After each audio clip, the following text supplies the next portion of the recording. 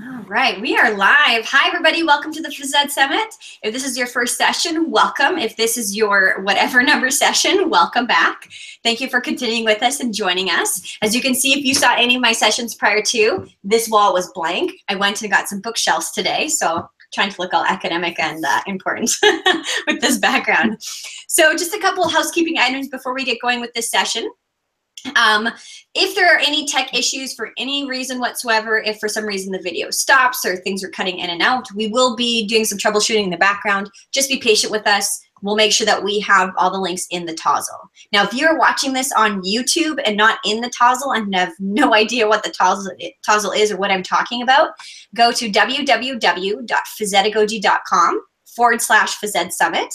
So just basically go into the Phys Ed Summit tab, click on the conference program, and then where it says sessions, you're going to click on this link. And that link says Tozzle in the link, T-O-Z-Z or Z-Z-L. Katie and I were just talking about how we pronounce things differently. Go into the Tozzle link, and that will take you to a web page that'll have the video on one side and the chat box on the other side. And we have people sharing where they're from right now and kind of what they do. So that's where we want to have our back channel conversation. So that's the Tozzle. So we'll make sure that we upload any videos or anything if there's any tech difficulties. We do have a badge system that we are using with the Physedagogy Phys Ed Summit, and I'll make sure to put that link into the Tozzle, the chat, for you to check out if this is your very first session and you have no idea what the badges are. We have a little blog post on there about how you can participate and earn badges by watching different videos and sessions. Oh, what else? Oh, yes. Also, we have, at the end of the presentation, we'd love for you to visit the Flipgrid link on the Tozzle to share how you could use the information from this session in your classes, how your students could benefit from you attending this session, and just kind of a reflection. If you post to Flipgrid with this and you click on that link, you will be entered to win one of 2 subscriptions to the premium version for 1 year. So we just want to thank Flipgrid for allowing us to give those away, and hopefully you can enter into it and share what your thoughts are. If you have any questions about certificate of participation, you can check out the website. We have all the links there for that. We also have a survey that we'd love for you to fill out at the very end of the Phys Ed Summit. I don't know if I said who I was. My name's Naomi Hartle. I'm originally from Saskatchewan, Canada, and that's why I have my Canadian flag. I currently live in Bend, Oregon, just moved on Tuesday. And I'm really excited to have Katie White here because Katie and I worked in the same district.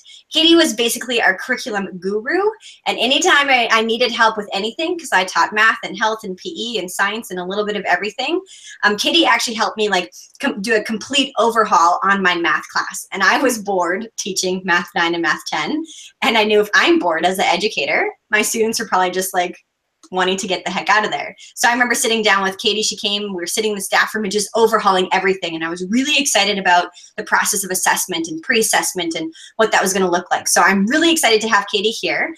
And she has a book out that I read cover to cover and highlighted and everything, which is kind of the things that she's going to pull from today. So Katie, I'm going to let you introduce yourself a little bit further. But just know if we pronounce things a little bit differently, it's because we're both from Saskatchewan. So just go with it. All right, I'm going to mute myself, so go ahead, Katie. Hi, everyone. I am really, really happy that everyone's here, and I'm very, very excited to be talking to you today. And I think what I'll do is I'll just pull up my slides because I have a little bit about who I am built right into the PowerPoint. So I'll do that right now. Oh, my word. I don't know what just happened, Naomi. I have about 150 different.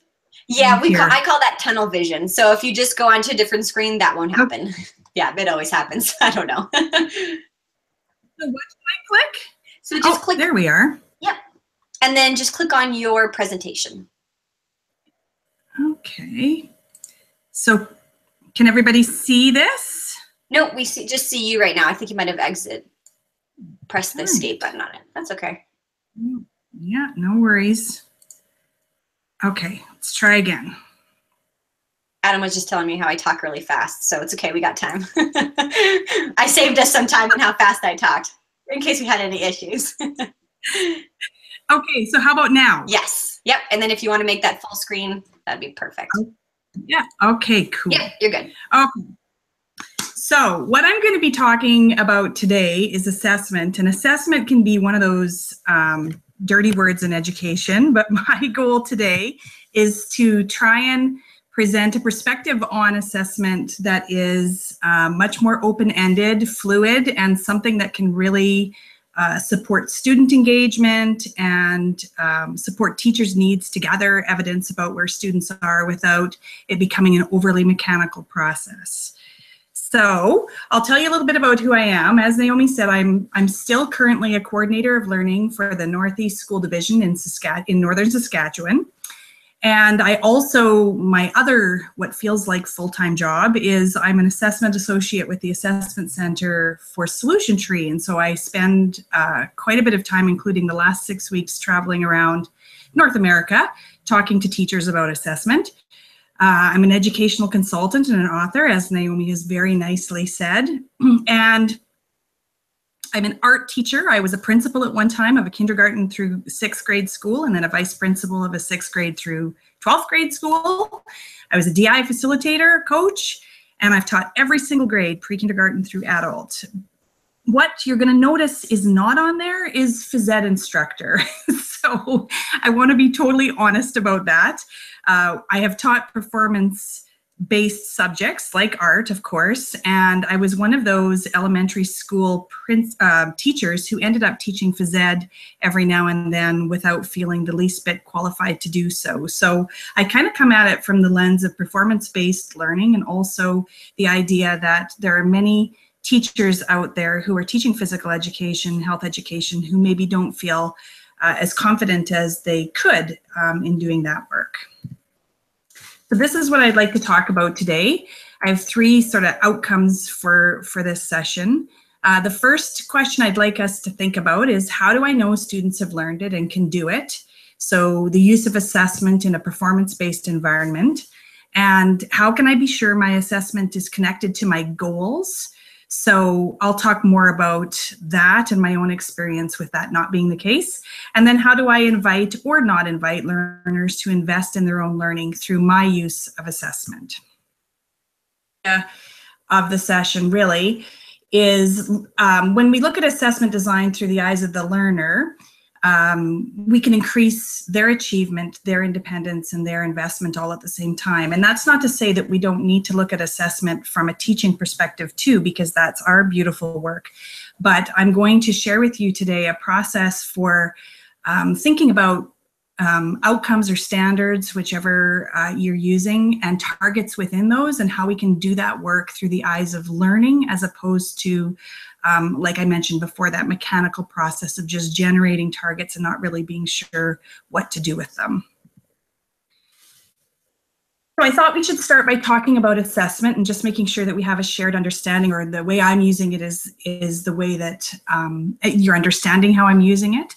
So I define it pretty liberally, pretty generally. It's the act of determining the present state of affairs in relation to a desired outcome. And I mention it in such general terms because I am always reminded that assessment is a really integral part of living. It's what we do every day. It's how we make all of our decisions. So anytime I'm trying to make a choice that's good for me, it's usually in relation to something that I'm hoping for.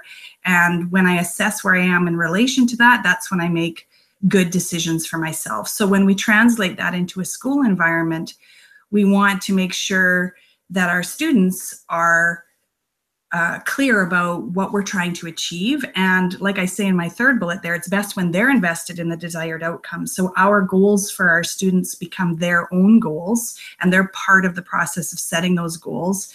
Then their decision making is going to be great. And in a really technical sense, it can be formative. And formative assessment will result in things like feedback, really strong instructional responses, maybe interventions, self-assessment, and goal setting. Or it can be summative, which I define as verifying degrees of proficiency and relaying information to stakeholders. So really, the purpose of summative assessment, as I see it, is to tell other people how a student is doing and verify how they're doing in general. So that usually comes at the end of learning, but not always. More on that later. I wanted to share this graphic. It's from the Assessment Center, and there's lots of ways of representing how assessment can and should look. And I don't know that one's necessarily the right one, but I like this one because it invites us just to look at what Cassandra Erkins, Tom Schimmer, and Nicole Dimich-Fogley call the 6 tenets of strong assessment. So they assert that when we have strong assessment architecture, a strong assessment purpose, and a strong way of communicating those results, that we're going to be able to be more instructionally agile. We're going to be able to interpret the results really clearly, and that will result in student investment, with the overall goal being continuing assessment practices that instill hope, efficacy, and achievement for our learners. So I really like the student investment part, and I've drawn an arrow in between assessment architecture and student investment, because that's where today's presentation sort of rests, is how our architecture can lead to student investment.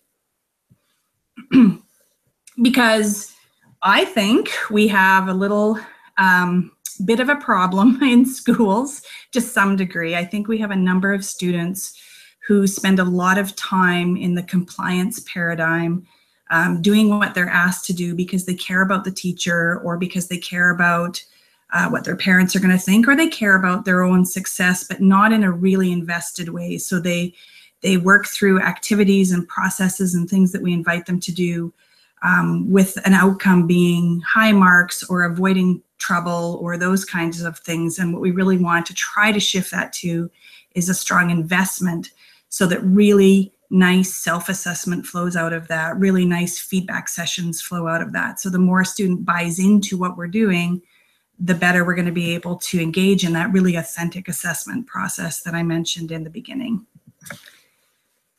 So we want to create really safe environments where kids can take risks and make mistakes, and where we spend a fair bit of time reflecting and celebrating strengths, celebrating achievements, celebrating progress.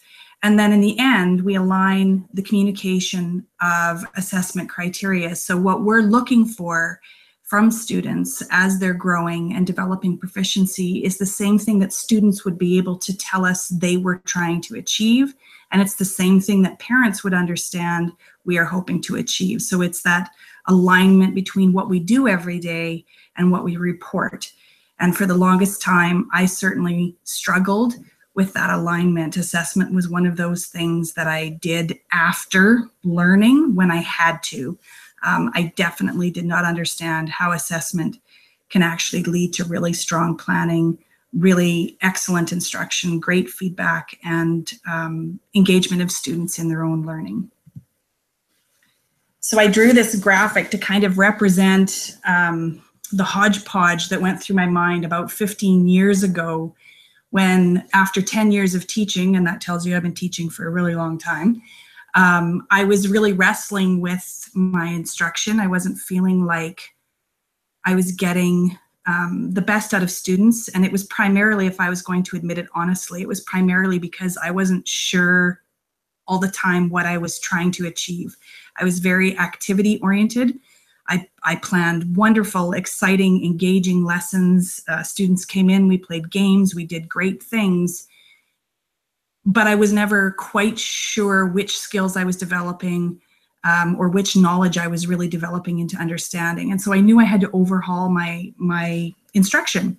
And I drew a graphic very similar to this to try and sort out what I was doing every day. And I wasn't sure whether the solution was to intervene in my assessment practices, or was it to encourage the students to do more reflection and metacognition, or should I change how I tested students and reported? I just was struggling for a way to figure out how to shift what was going on in my room. And what I eventually decided is kind of the topic of today, which is how I decided to develop a learning continuum, or a really strong understanding of what assessment needed to look like before planning instruction. And this is not a new concept, goodness knows, but 15 years ago it certainly was for me. And then that one single change of this single thing that I'm going to share with you today actually changed everything else in this very convoluted graphic. Wiggins and McTighe tell us that thinking like an assessor before designing our lessons isn't something that comes naturally or easily. And like I mentioned, it certainly didn't for me. We're far more used to thinking like an activity designer or a teacher once we have a target. We skip right to instruction. We skip right to a project or a product, and we don't necessarily think through the criteria for proficiency or exactly what we're hoping to achieve and how we intend to develop that as precisely as maybe we should.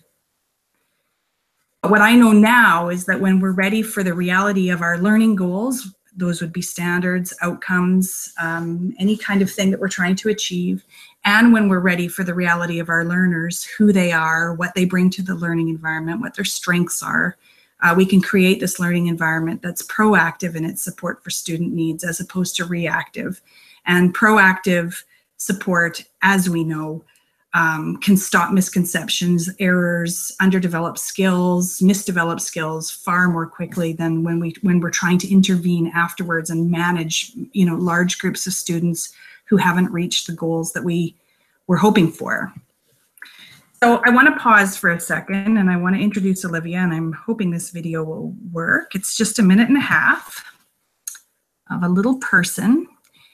And what I'd like you to know about Olivia is she was asked a single question with no prompting or rehearsal.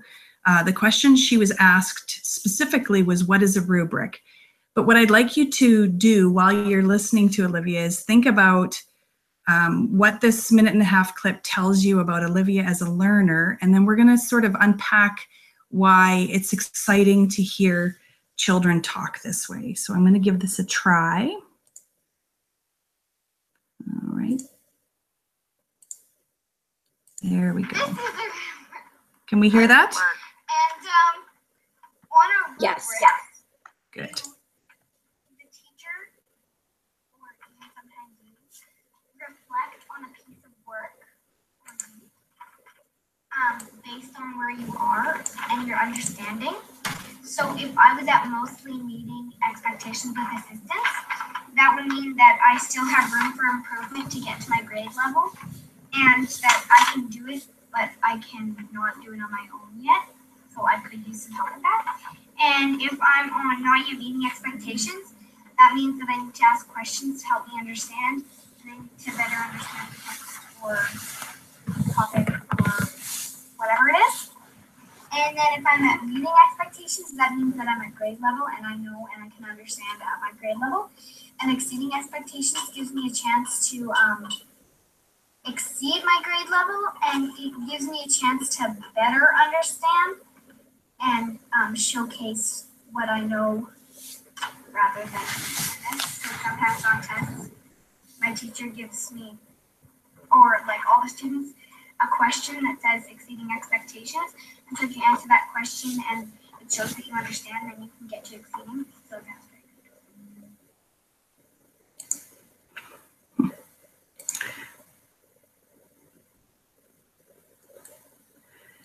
So that little clip of Olivia hopefully illustrates the power of students understanding a learning continuum. Now, I'm using rubric and learning continuum a little bit interchangeably, but I really shouldn't be. A learning continuum, as I'll explain very shortly, is a description of the stages of learning as it develops from building readiness through exploring outcomes to proficiency and then through enriched understanding. Olivia is using slightly different terms. She used the term not yet meeting, mostly meeting, fully meeting, and exceeding. But the important thing is that Olivia clearly understands her learning destination and shows a certain degree of confidence that's very exciting. And so I'd like to share with you some of the reasons why our team in our school division, when we captured a number of videos like this as a way to document whether the work we were doing with learning continuums and rubrics and assessment was having an impact on students. Videos like these were very exciting for us. So one of the reasons why we were excited by what we saw in videos like the one of Olivia is that Olivia has a really strong confidence in her learning process. And she's clearly aware of the destination. She could identify what proficiency or fully meeting looked like. And there was no doubt about that, which led to this very exciting possibility, which is that Olivia might be able to assess and reflect on her own learning far greater than she would have previous to this, because she had a language around assessment that was very powerful. And for those of you in physical education or health education, you know that it's really important that kids own this. It's the only way it's going to be transferred into a lifelong pursuit of overall health and wellness. We were really excited by her growth mindset. So if you think back to her description, what did she say when she was talking about not yet meeting? She didn't describe it in any way as something to be ashamed of, nor was it permanent. What she said was that you have to ask questions and learn more so that you can move past that. So Olivia saw each stage as a stage, simply a stage. We were excited because this showed really, really clear communication between her teachers and her. There is no way that Olivia's teacher only discussed rubrics once or twice. This was something that Olivia heard every single day. The language was the same every day, which built her confidence and her efficacy in being able to impact what was going to happen in her own learning. So we were very excited by that.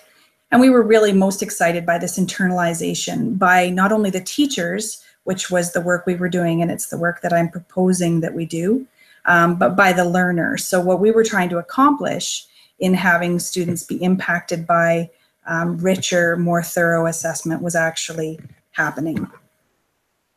The important thing actually that I'd like to say about Olivia, this is all important, but one of the things I'd like to point out is that when Olivia was videotaped, she was 8 years old, which puts her in 2nd grade. And that's really profound if you think also that video was taken. So Olivia is now going into 11th grade. And if you can imagine a student who discusses the language of assessment with that much consistency over 8 years, imagine how much agency and autonomy she could possibly have as an 11th grade student. So even if you don't teach elementary students, this kind of understanding is very, very powerful. I'm working with new teachers next week, and that's one of the very first things I'm going to say to them is that the students in this school division are used to speaking this language. So if it's difficult for you, it's not difficult for them. And so our job as teachers is to meet students where they are in their understanding of assessment so that we can continue this kind of clarity with them. Because when we don't do this, these are some of the things that happen. We have students who are successful or proficient early, and we're not sure what to do with that. You will have students who come into your physical education classes with massive skills. And if we don't think about what the continuum or stages of learning could look like, we might continue to do more of the same when really what they need is some enriched opportunity. We can start to assess based on volume and compliance because it's just the only paradigm we know for assessment. We report, I call it based on magic math, which is, I recall a student-led conference once where I was trying to explain a grade to a parent, and I said something like, we had 17 assignments. One was out of 25, one was out of 12, one was out of 10, 2 were out of 5, 3 were out of 50. I took them, I added them together, averaged them, divided, weighted them at 25%, added the 20% of the exam, and so on. I continued to explain the grade in terms of a magic math. And not once did I talk about the learning. So this kind of learning continuum and sharing it with students can really translate that conversation from a very transactional conversation to a beautifully organic learning conversation. We can start to fixate on points and scores and marks when in fact we know that's not what matters. It's the learning and skill development that matters. We can treat learning as separate from assessment, which is unhealthy. And the most important thing is if we don't figure out a way to talk to students about assessment in a very, very clear way, they're unsure of what's next, how to proceed, and what learning looks like. So they end up with a fixed mindset. And I always think physical education sometimes has the same reputation as mathematics, which is that either you've got it or you don't. And I have seen many children who believe that they are not athletic or physically agile and don't participate, dread phys ed class. And I think this is sad, of course. And I think that part of the recipe for how to fix this is to be open about what learning looks like and how it develops over time. Because this is ultimately what we want for our students. We want them to have this idea that they're going to continue to learn. We want them to become healthy adults who exercise daily. We want them to eat nutritious food and understand what nutrition means. We want them to be relationship healthy and all of those things that are really important. So I'd like to dive into the idea of building a continuum, and I've wrestled for a long time with the best way to teach this, and I think the best way, forgive me, is through an analogy. So if you can imagine for a moment that we can all drive a vehicle. I don't know if that's true, but certainly many of us have our driver's license anyway. So here's how you build a continuum. You look at a goal, which is to achieve your driver's license. And the first thing you try to sort out is what the indicators of proficiency would be. So I would ask you, how do you know you're proficient at driving? What would be the indicators of proficiency? And when we're developing proficiency, I always encourage people to not think about things like, I know I'm proficient because I got my driver's license, because a driver's license is a verification of proficiency. It's the thing that you received after your examiner saw indicators of proficiency. So that's not an indicator of proficiency. And another indicator, false indicator of proficiency, is a negative, like I don't have any tickets. That's the absence of an indicator. So we're looking for those things that we can see and hear that would indicate that we are skilled drivers. And I'm sure you can think of lots. And then the second part that I'll talk about in a minute is the questions that we might ask someone to make sure that they're proficient. Those two kind of go hand in hand. So we know we're proficient because of a list of certain attributes, and somebody could ask us questions that would check our proficiency. So for example, I know I'm proficient at driving because I can speed up, slow down, stop smoothly. I can make turns, I can park, I can obey traffic signs, and so on and so forth. These are all indicators of proficiency. And you'll notice I phrase them as I can statements for the most part, simply because that's the language that many of us are using when we're talking about proficiency. We use I can statements or targets. So it's the same thing. This is another way of generating targets, but through the eyes of the learner. Then I always flip down to building readiness, and I ask the question, okay, we'll ask you to imagine that you're sitting in a car with a 15-year-old and they've just received their learner's license, and you're getting ready for them to turn the key for the very first time and pull out of that driveway with you. And there's a number of things that have to be in place before that young driver can ever put wheels on a highway. So these are the readiness skills that need to be in place, the non-negotiables that have to be in place before a driver can even begin to drive. And so some of those things are, and they would have had to have taken a learner's examination. They can identify the signs, they can explain the laws of the road, they know what the parts of a vehicle are and what they do. They probably analyze scenarios and predicted outcomes. They can explain how a steering wheel works and so on and so forth. So these are the things that have to be in place before a young driver ever sets out on the road. And sometimes when we think about building readiness in a phys ed class or a health class, there are things that we think students are bringing into the learning environment, readiness skills that we think they possess, that they in fact don't. So I think of, in the driving scenario, I think that when my second daughter was driving out for the first time, she'd never driven an ATV or a snowmobile or anything. And so when she put the car in reverse and she went to turn the steering wheel, it turned in a different direction than she was anticipating. That was a readiness skill that we had to talk through and work through, because I didn't expect it as her instructor in that scenario. And I didn't know that she didn't know that. So those things crop up in our phys ed classes. Those could be students who have difficulty with hand-eye coordination, or they struggle with balance, things like that, that we think they have, that they may not have.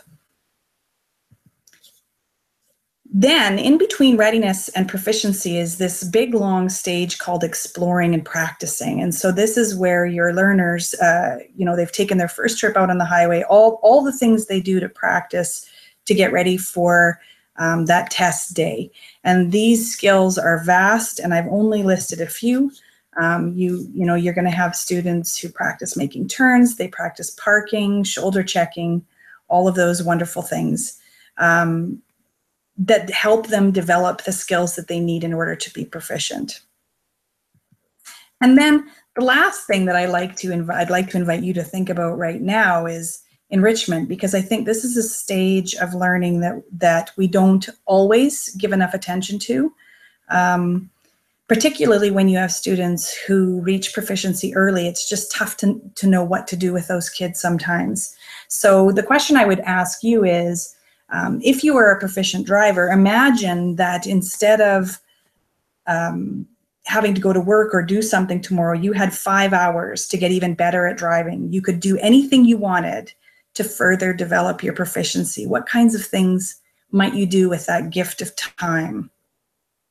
And I'm sure your wheels are turning, pun intended. So these are some things that people might do, right? They might try pulling a trailer or parking a trailer in reverse. That would be the thing I would do so that I'm not so dependent on my husband for that. Some people would learn to drive a standard or a semi or a motorcycle, or they might drive in increasingly complex contexts. They might set up obstacle courses and practice. Or some people might do what some of our enriched learners actually do, which is they kind of secretly refine their proficiency skills. So they can park, but they might try parking in tight spots. Or for those of us who've never parallel parked since we took that exam, we might actually practice again that skill of parking, and so on and so forth. The thing that's important to point out about enrichment is it's really about the gift of time. So the only way that students are going to be able to engage in enrichment in our classroom scenarios is when we recognize and verify their proficiency when they demonstrate it. For some learners, that's very near the beginning of the learning cycle, and for some, it's in the middle or closer to the end. But the second a student demonstrates proficiency, it's really important that we recognize it so that we can give them the gift of time. Because what these students really need is the opportunity to get even better. Otherwise, you have students who were proficient writers in grade 6, and they write the exact same way 3 years later, but for a new audience, the teacher, and they've never had a chance to deepen that skill. Or these are students who come into your physical education classes with incredible skills, and they play the game well, but they're playing with people who aren't as proficient, and so they're not really enhancing or refining those skills. So I invite you, as part of the learning continuum work, to do some thinking around enrichment. When students are shooting hoops, are these students shooting for a square that's taped up higher on the wall, or are they trying to work their way through obstacles? Or there's just got to be some things that enrich for these students, because what they really need is the invitation to do that, and then they kind of need us to get out of their way. So I'd like to share with you a metaphor that we actually started using in our division, just to clarify that the continuum is not 4 equal squares. It's not lockstep. It's actually a continuum. So I'd like to share with you an analogy or a metaphor that really, I hope, clarifies what each of those stages actually means. So proficiency is like a door, and the door is very clearly defined. We know exactly what that door looks like for each standard or outcome that we're trying to develop. And what we need students to do is to put their hand on the doorknob, turn it, and walk through that door by themselves. That's the ultimate goal. And to be clear, proficiency is kind of a yes or no proposition. Like, either you're through the door on your own or you're not. There's no such thing as sort of. If you're sort of through the door, then you're not through the door. You're not yet proficient. And I think that's one of the hardest things for teachers to reconcile, because we really want to encourage kids and build their self-confidence. But I maintain that if we have clarity about where we're going and how to get there, students will walk through that door, but they will legitimately walk through that door by themselves. On the other side of the door is a landscape, and it's a beautiful landscape called Enriched Understanding. And some students are going to head for that rainbow, and some students are going to head for the ocean. There's exponential learning that happens after this particular standard or outcome, and we all know that. So helping students see the possibilities for deepening and enriching those skills and understanding that we're trying to develop is the glorious part of this stage. On the other side of the doorway is a hallway, and this hallway has another name. It's called school. And without the hallway, we don't have a job. It's a really long hallway. For each standard or outcome, there's a number of targets, skills, and knowledge that we have to build, stepping stones to get to the door. We have some students who are right up against the door. They've got their hand on the doorknob and they're poised to walk through. And these are the students where we can have conversations that sound like, you know, you're really close. You have one target. You just have to practice, you know, dribbling while moving, but you've got every other skill that's related to that. So one more thing, one more practice session, and I think you'll be there. We have some students who are way far back from the door. They have a lot of work to do, and we walk alongside them, we push them sometimes, we pull them, we pair them up with other students, but they continue. Each step is a step closer to that door. At the end of the hallway is a set of stairs, and these are called the Readiness stairs. And without these stairs, we can't really fully get into the hallway. So these are those skills that I talked about with driving, the knowing the parts of your vehicle, the understanding of the signs, the things that have to be in place, non-negotiable, before we can move into practice, really good, rich practice. And some of our outcomes have a lot of readiness skills attached to them. Some of them have just a few. It's very dependent on whether the students have engaged in that particular outcome or piece of learning before now. So our job is to have students move up those steps and into that hallway. Everybody, like Olivia said when she was describing the rubric, everybody spends time on those readiness stairs, depending. So if I'm taking brand new content like quantum mechanics, for example, I am on the stairs. If it's a skill or a piece of understanding that I've had exposure to, I might not be on the stairs for very long. Sometimes we have students who are on the stairs for a really long time. And those are students who are on stairs for lots of outcomes, lots of standards. And so they might be on individual program plans. And our job for those students is to help them see the next step. So sometimes we have to stop talking about the door for a while, and we need to really talk about progress or growth in terms of the next step. This is what we're working on. And it's a lovely way to communicate with parents' growth as well, so that students don't feel like they're stuck, because they're not stuck. They're moving up the next step. So as you can hear from this analogy, hopefully, those levels are not all the same. Proficiency is actually the narrowest level. It's the tightest, and it's the one that we need to be the most confident in as professionals. Exploring is the longest, for sure. It's where we do all of our practicing and learning. Readiness will be varying sizes depending on the outcome or standard, and enriched understanding is vast.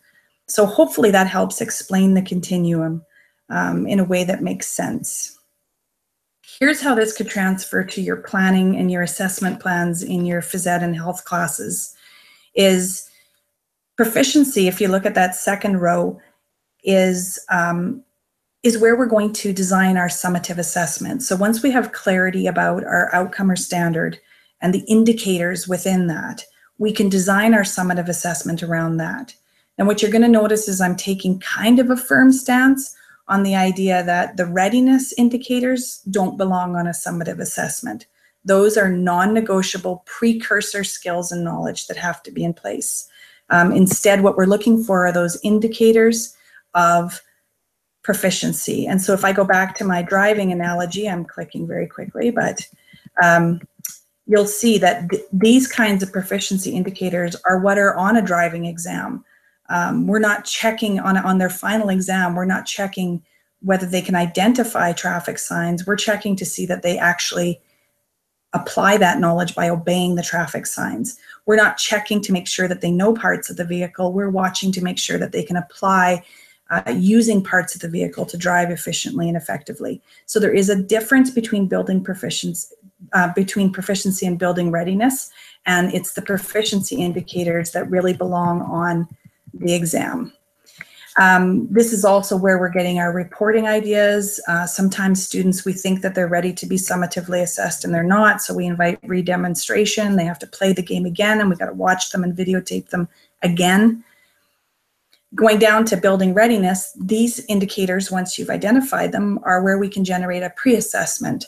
So a number of years ago, I read a book by Grant Wiggins and Jay McTighe that said that your pre-assessment should look a lot like your final assessment. And I tried that for a long time, but came to the conclusion that that's only the case if it's on an outcome or standard that students have been exposed to before.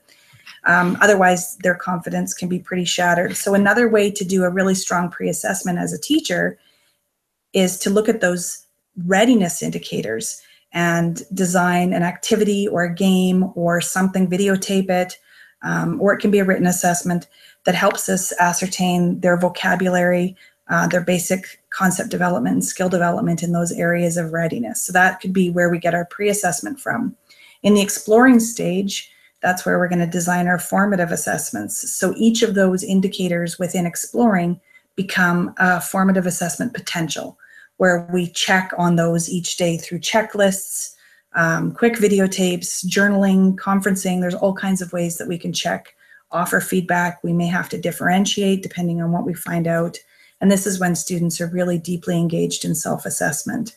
And then the enriched understanding is where when we notice students are proficient early, we can really differentiate and adjust to meet their needs so that they're really digging deeper into the skills that we're trying to develop. So hopefully that makes sense. Hopefully it's not too mechanical, because it's not intended to be, but there is a precision about it that speaks to the professional nature of the work that you guys do as teachers, because you understand your content, you understand your skills, you understand what you're trying to achieve with students. And I know that a number of you already do this work through performance cues and things like that.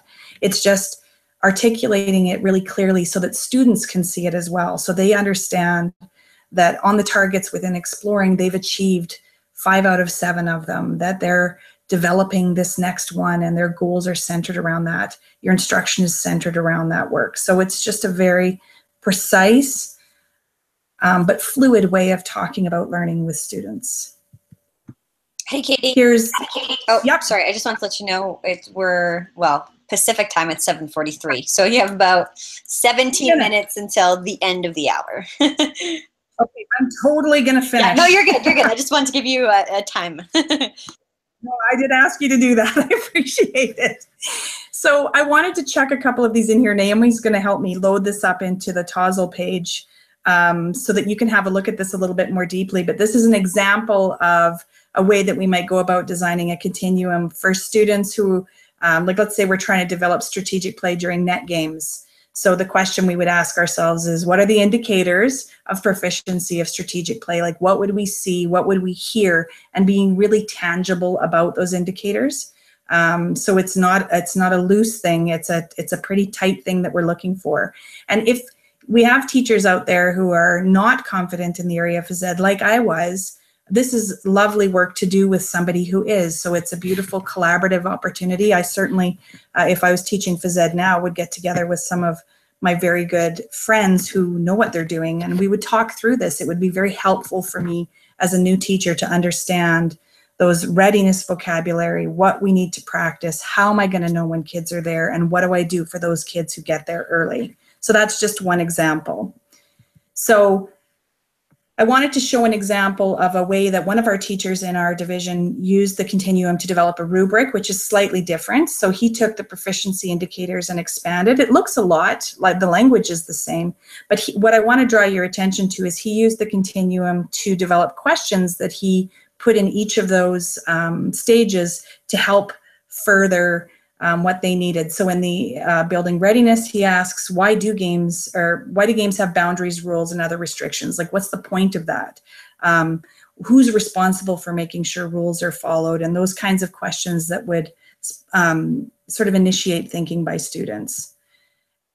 Here's another way to use the continuum. You can use it to sort of design your methods for assessment. So here's a health outcome, grade 5, and you've got, there's all of your indicators, there's all of your questions that you could design around that. And then I could actually, in that far right column now, add some methods for assessing based on those indicators. So for proficiency, I'd look for a holistic wheel. The students might have to create a brochure advertisement to suggest ways individuals can be supported if they're victims of violence and abuse. So this is just a really quick way of me showing how these targets within this continuum can really, really help teachers fine-tune their assessment. Methods, processes, tools. You can also use, this is one of my favorite quotations, to be a better observer is a better teacher. So you can use these things to design checklists. You can videotape students and watch for specific targets that you're looking for. They can videotape each other. It's just a lovely way of really focusing the work that you're doing with students, because one who learns from one who is learning drinks from a running stream. And so all of these beautiful things like self-assessment, feedback, and instructional agility flow out of the learning continuum once you have that really refined, strong understanding of where you're going. And once you share it with your students, then this becomes a conversation, right? Like Olivia was having with her teacher. So she now owns the learning. This shared language is going to help build that kind of investment and feedback that we talked about in the beginning. It's just really critical to do that. Because for Olivia, now the destination is clear. Her instruction can be flexible and creative. She knows it's okay to ask for help. Her prior knowledge is honored. She can get some focused feedback, and she can probably give focused feedback. She can share this language with her teacher and with her family. She's at the center of the learning experience, and she's empowered to take charge of her own learning, and her enrichment is attainable. So when we change one thing, when I changed one thing in my practice by working with learning continuums, I changed things for my students, and everything has changed for Olivia too. So there's my whole big spiel in a very short period of time. It was awesome. Thank you so much for listening. 2 minutes over. We're done. Everybody's gone. Yeah. No. So there are some questions in the TOZL. So take this time, folks, to just kind of reflect on what you heard, because I know it's a lot of information in a short period of time. Wow. I read Katie's book, and in her book, it basically detailed all of these things. So, and I read that, I think, actually, this was the first book that I actually read. I kind of burnt out from teaching a little bit, hence why I'm not teaching right now. And it took me a really long time to actually read like an academic book like that related to teaching. And this was the first book that I actually got through. It was engaging. It was just like I highlighting everything, but basically everything Katie talked about is in her book. So, I mean, not that I'm trying to sell your book, but definitely check it out. So ask your questions here. We have a good couple minutes. So please type the questions into the TOZL if you have any. And this might be something that you might not have questions right away. It might be something you have to reflect on and come back to, because this conversation, or the way you have, how am I trying to say this? The way you talk about assessment is way different than others do. And that's why I wanted to bring you on to do a session with the Phys Ed Summit and share with health and physical educators and talking about how assessment is a celebration of learning. You don't hear that very often. You hear assessment is something we have to do, or, sometimes teachers don't do assessment whatsoever. Some teachers say, I have 150 kids in my class. How do I assess all my students? And it's like a chore for them to do. But the way you have a conversation about assessment is that students are involved, and it's a celebration of learning, and it's a process. And I just wrote, you soften the edges of assessment, as your book is called. I just really wanted to bring you on to kind of share those ideas and those thoughts. So I'd love to hear maybe just comments and thoughts about what people have shared or thinking on the TOZL. And I'll stop talking to give you all time to kind of type some things in. But Katie, if you want to stop sharing your screen, and then we can have you pop up and see if anybody has any questions or comments for you. Oh. Perfect. No, you're good. I'm good? Yep, you're good. We see you. Okay, I'll stop fooling around here then. No, you're good. So there was one question, Naomi, that I thought it was around summative and formative, and you kind of got into it a little bit. And I didn't really address that aspect of assessment in this presentation very much. But what I will say is that's a tough question to answer without it being a conversation, because I think people's interpretation of summative and formative is different where you go. And so here's my take on it. Most of what we do in phys ed and health education is going to be formative, probably 90 to 95%. And whether it's formative that we specifically plan through exit cards, observations, those kinds of things, or whether it's that sort of incidental, I'm noticing that you're whipping that ball at that kid's head, I'm going to have some instructional agility and redirect your behavior. I mean, all of that is formative work. In the grade books that I talk about, we don't weight formative assessment. It's just something that we collect to get an understanding of our students, and something that we use to reflect on when we're trying to make that verification or summative judgment. So what I say to older kids is I say it's not that formative assessment doesn't count, because it does count. It counts in my ability to verify your understanding. It's my professional responsibility to do that, but I'm not going to weight it. Summative assessment is weighted as 100% and formative is weighted 0. But formative assessment helps me make decisions like, am I going to get you to show me again? Or am I happy with what I've seen? Have you developed the skills that you need, or do you need more practice? Those kinds of things. So that's my take on that question. Right. And formative assessment is something we do every single day. Right? Whether it's, like you said, observation or exit cards, entry cards, etc. It's something we do every day. It's very important that we do it so we understand where a learner is at and where we need to go the next day in our lessons to teach, to help our students move further along that continuum and getting them to be proficient in the standard or the outcome. Yes. That's exactly right. There's another question here around essential questions as an example of engaging in enrichment. And I think essential questions are... You know, I used to say that essential questions were the questions that you put in enrichment, or not enrichment proficiency, but actually what I have found through the continuums that we've created is where the essential questions appear is at proficiency, but also at building readiness. Like, essential questions are those questions that we use to elicit deep thinking about a topic or a skill. And so I think essential questions are part of the learning continuum as a whole. I think we continue to engage in them. We can use them to frame the beginning of a lesson. We can use them in the middle of a lesson to prompt deeper thinking. We can use them on an exam to verify proficiency. And we can use them in enrichment to help develop skill and understanding further. So I'm not sure that they fit into one level. I think they're part of all 4 levels, if that makes sense. Yeah, and that's what I was kind of thinking too. I didn't really want to answer that question because I was like, well, I feel it's kind of part of everything that we do, and essential questions are, it helps drive the learning and get that deeper thinking and engagement and understanding. And yeah, so I didn't want to answer that question until I saw that you did. I was like, because that's my understanding, but maybe I'm not correct in my understanding. No, it's all good. You know, one of the other things that I think is important to say is these stages aren't lockstep. They shouldn't be a checklist where we just say, you know, you have to pass go before you get your 200. It's not really like that. It's like you have students who can be at building readiness, who are very, very capable of talking about enriching deep questions. They're just missing some critical skills. There's just some things that didn't happen for them because of attendance or because of language, or there's all kinds of reasons, but that shouldn't supersede their ability to think deeply. So that's a really important thing to note about the continuum, is it's just a way of conceptualizing the journey of learning. It's not really intended to be, you don't get to go into exploring until you're done readiness. It's more fluid than that, if that makes sense. I like how you said the journey of learning. Tweet that out. Yeah.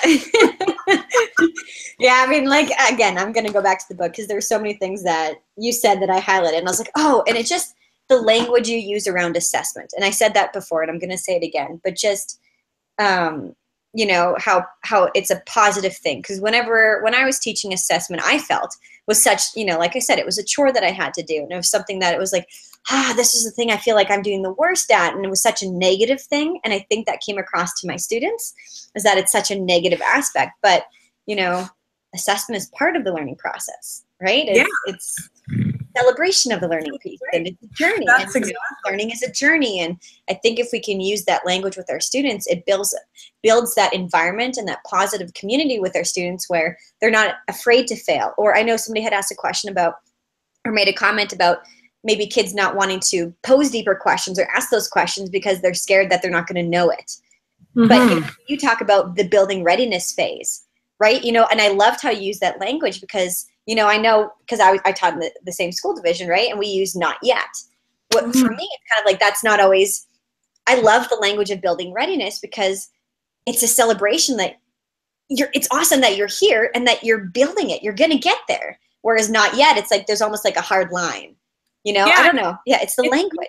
Focus. Like the problem with assessment, lots of assessment that we do is it's focused on the past. It's focused on what you did. And really we want assessment to be future focused. So this is what's next. And I feel like if we can shift that, Rick Stiggins says, and I'm not going to quote him exactly because I won't remember, but he says, assessment more than anything else, any other tool that we have at our disposal can impact the relationship that we have with kids. Like in a single poor assessment moment, and I have had many, we can undo so much work that we've done in building relationships. And so I think we just have to find a way to soften those edges and make sure that our assessment reflects our philosophy about learning and about kids and the relationships that we're trying to build with them. I don't even know how to end it on, after that. I just got chills. Like, seriously, chills. There's chills there. Like, that was great. Okay, we're going to end on that because that was amazing. And if anybody has any questions, Katie, how can people get a hold of you? If they want to have this conversation further, they're just diving into it and being like, wow, this is completely changing the way I think about assessment. How can they get a hold of you? How can they contact you and have a conversation? Can I do a screen share for my contact information just so they have a visual? Yes, please do. I will do that. Did that work? Yes. Oh, yay. Good for me. Okay. So there's my email address, and I am sadly, my family will attest, addicted to my email. So I will answer emails. I'm not one of those people. I also am on Twitter an obscene amount, and that's my handle. I'm on Voxer, and that's my website if you want more information. So any of those 4 spots is how you can get a hold of me. Fantastic. So one last thing, okay? We're going to go for 2 more minutes just because I think this is amazing and I love assessment. Sarah Getty-Hartman and I, one of the Phys-Ed members, has started writing. I read this book and we were working on an assessment blog post, and I just got so crazy busy and stressed about keynotes and sessions that we just haven't finished it yet, or I haven't finished my part. So now this is going to get me engaged and excited to push out this blog post. Anyways, I don't know where I was going with that. So we have one last question. Assessment. So Natalie says, assessment to me is about student learning. Is the student getting it? How do I know? So how do I know? Yes. That's exactly. And I think the how do I know is the work that we think that, in the work that I've been doing with teachers lately, I'm not sure we're asking that question quite enough. And being as explicit maybe as we could about it. And that's not intended to be an insult at all. It's just really hard to answer that question. But I think getting together with colleagues is a really healthy way of saying, okay, seriously, if we're trying to build strategy in net games, what do we need to specifically see kids doing? I think it helps us clarify, because here's one of the things that I think we have to avoid, which is this perception that some people have that how your child does depends on who they have as a teacher. And I feel like if we can build shared knowledge about what proficiency looks like, and we can be consistent and confident, and kids are confident, then that goes out the window. It doesn't matter who you have. We all understand what it looks like to develop these skills, and we're all committed to making sure that every single one of our students gets there. So it's a powerful way to think about assessment and working together, I think. Yes, I agree. Okay, I think I've pushed us long enough here. I just want to keep going. I mean, we could do a full day of this. I know. I do full days of this. Yes. Katie does this every day. Yeah. Yeah, it's all good though. I care about it, that's for sure. Yes, and you're passionate, and I love that. And like I said, that's why I wanted to bring you on, because you share a different lens to assessment that we don't always hear. So I love that. And I just want to say thank you for taking the time to share your knowledge with us on the Phys Ed Summit, because sometimes health and PE teachers get left behind. So the fact that you cared enough to share, and you just finished 6 weeks, as you said, 6 weeks of traveling. We appreciate, like, you just got home today, didn't you? Right? Yes, she just got home today. So the fact that she's here and sharing with us, I think, is absolutely amazing. So thank you very much. I really appreciate it. And to those that were listening in and processing, and even if you didn't put in the chat box, that's okay, right? We're all here, we're listening, and we're trying to grow as teachers. Thank you for being here and being a part of this on your Saturday, because I know that's family time. So thank you to everybody that's joining in and participating. Yeah, and thank you. Yeah, and we hope you'll continue on with the last couple sessions here. I think we have about 2 or 3 more hours left for the Phys Ed Summit, so hopefully you all can join in, and if not, you can watch the sessions later on. So we'll stay tuned, and thank you very much for joining us tonight, everybody. Thanks.